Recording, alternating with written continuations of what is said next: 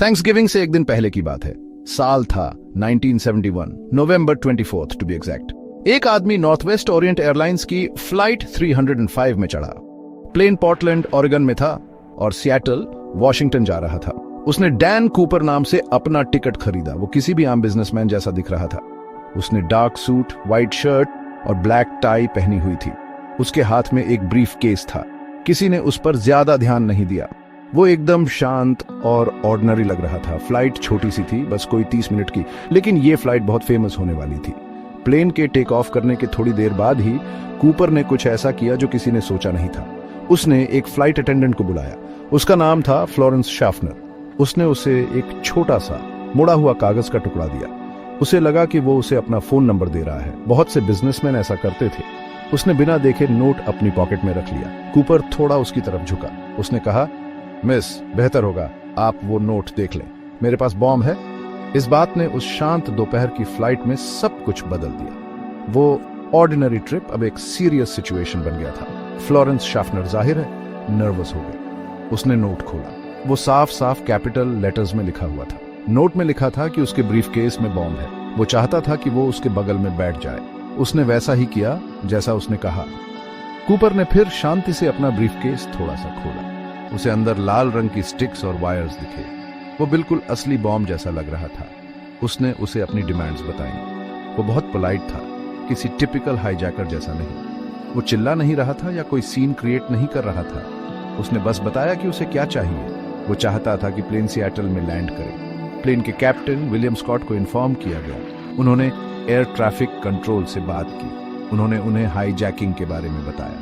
Plane में बैठे passengers को पता नहीं था कि क्या हो रहा है। कूपर ने इस बारे में बिल्कुल शांति बनाए रखी थी। सिर्फ क्रू और कुछ ही लोगों को पता था। वो पैनिक नहीं फैलाना चाहता था। वो बस चाहता था कि उसकी डिमांड्स पूरी हों। प्लेन सिएटल की तरफ अपना सफर जारी रखे हुए था, लेकिन अब वो एक रहस्यमयी आदमी के कंट्रोल में था। एक ऐसा आदमी जिसे जल्द ही दुनिया डीबी कूपर के नाम से जानने वाली थी। लेजेंड तो बस शुरू हो रहा था। जब प्लेन सिएटल में लैंड हुआ, कूपर की डिमांड साफ थी। उसे $2 लाख कैश में चाहिए थे। ये 1971 में बहुत बड़ी रकम थी। उसने खास तौर पर अनमार्केड $20 के बिल्स मांगे थे। उसे 4 पैराशूट्स भी चाहिए थे, 2 मेन पैराशूट्स और 2 रिजर्व पैराशूट्स। वो पैराशूट्स को लेकर बहुत स्पेसिफिक था। उसे सिविलियन पैराशूट्स चाहिए थे, मिलिट्री वाले नहीं। उसे प्लेन के लिए खाना और फ्यूल भी चाहिए था। उसने कहा कि वो मेक्सिको सिटी जाना चाहता है। एयरलाइन और FBI ने तेजी से काम किया। उन्होंने पैसे और पैराशूट्स इकट्ठे किए। सिएटल में टारमैक पर एक्सचेंज हुआ। पैसेंजर्स को प्लेन से उतरने दिया गया। उन्हें यह जानकर बहुत हैरानी हुई कि उन्हें हाईजैक कर लिया गया था। उन्हें पता ही नहीं चला था कि कुछ गड़बड़ है। कूपर को उसके पैसे और पैराशूट्स मिल गए। उसने उन्हें ध्यान से चेक किया। लगता था उसे पैराशूट्स के बारे में पता था। उसने कुछ क्रू मेंबर्स को भी जाने दिया। प्लेन में बस कुछ ही क्रू मेंबर्स बचे थे। इनमें पायलट्स और एक फ्लाइट अटेंडेंट शामिल थे। प्लेन में फ्यूल भरा गया। वो कूपर के प्लान के अगले हिस्से के लिए तैयार था। टेंशन बहुत ज्यादा थी। प्लेन ने दोबारा टेक ऑफ किया। अब अंधेरा हो चुका था और मौसम तूफानी था। मौसम बहुत खराब था। वो साउथ की तरफ उड़े, कहने को मेक्सिको सिटी की तरफ। कूपर ने पायलट को कम ऊंचाई पर उड़ने को कहा। वो चाहता था कि प्लेन 10,000 फीट से नीचे उड़े। वो ये भी चाहता था कि लैंडिंग गियर नीचे हो और विंग फ्लैप्स 15 डिग्रीज पर सेट हो। इससे प्लेन धीरे उड़ता। रात 8 बजे के कुछ देर बाद वॉशिंगटन और ओरेगन के बॉर्डर के पास कूपर ने कुछ हैरान करने वाला काम किया। उसने बाकी बचे क्रू को कॉकपिट में जाने को कहा। वो प्लेन के पिछले हिस्से में अकेला था। फिर डीबी कूपर ने बोइंग 727 का पिछला दरवाजा खोला। इस दरवाजे को एयरस्टेयर्स कहते थे। उसने पैसे अपने शरीर से बांध दिए। उसने एक पैराशूट पहन लिया और फिर वो कूद गया। वो उस ठंडी बारिश वाली रात में प्लेन से कूद गया। वो नीचे घने जंगल में गायब हो गया। उसके पास पैसे और पैराशूट थे। वो किसी ऊबड़ खाबड़ जंगली इलाके के ऊपर था। किसी ने उसे कूदते हुए नहीं देखा। पायलट्स को बस हवा के दबाव में बदलाव महसूस हुआ। डीबी कूपर बिना कोई निशान छोड़े गायब हो गया था। जैसे ही कूपर कूदा, एक बहुत बड़ी खोज शुरू हो गई। FBI इंचार्ज थी। उन्होंने केस को नॉर्जैक नाम दिया, नॉर्थ वेस्ट हाईजैकिंग के लिए। ये FBI हिस्ट्री की सबसे लंबी और सबसे बड़ी इन्वेस्टिगेशंस में से एक बन गई। सैकड़ों सोल्जर्स ने उस जगह को सर्च करने में मदद की जहां अंदाजा था कि वो कूदा होगा। उन्होंने जंगलों, पहाड़ों और नदियों में खोजा। मौसम बहुत खराब था, इस वजह से सर्च बहुत मुश्किल हो गई थी। उन्होंने कूपर के किसी भी निशान की तलाश की। उन्होंने उसके पैराशूट या पैसों की तलाश की, लेकिन उन्हें कुछ नहीं मिला। ऐसा लगा जैसे वो बस हवा में गायब हो गया हो। FBI ने सैकड़ों लोगों से पूछताछ की। उन्होंने कई लीड्स चेक किए। उन्होंने संभावित सस्पेक्ट्स पर नजर डाली। उनके पास कुछ क्लूज थे।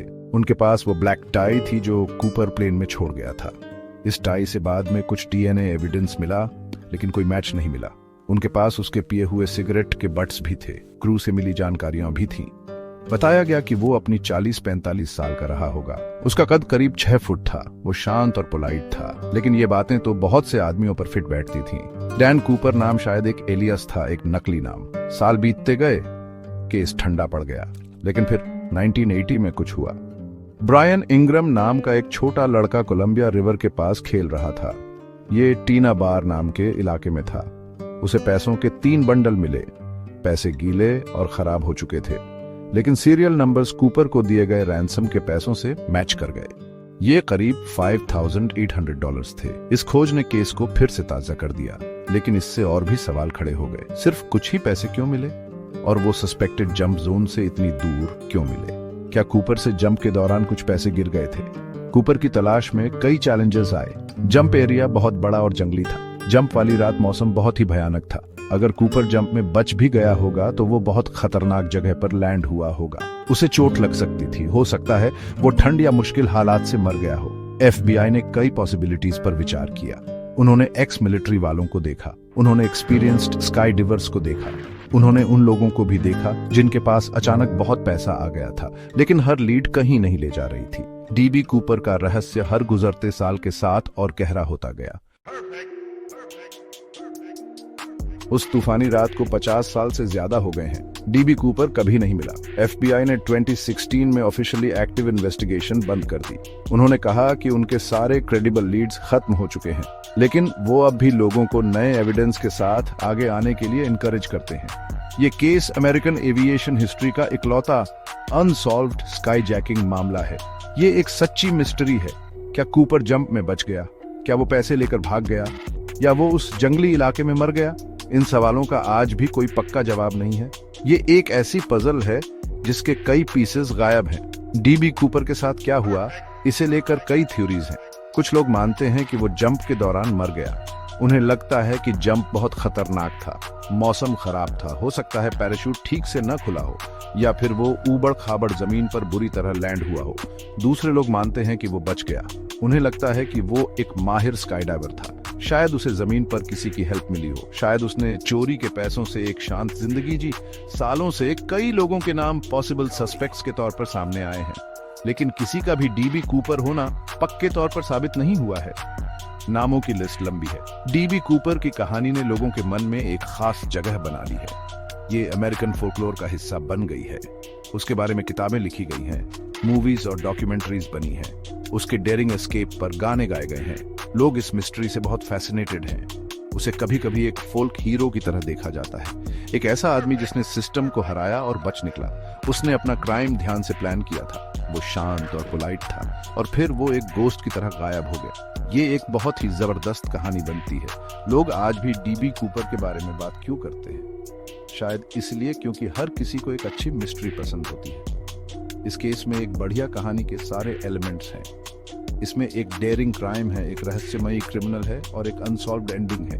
ये लोगों को अंदाजा लगाने और सोचने का मौका देता है। क्या वो जीनियस था या बस लकी?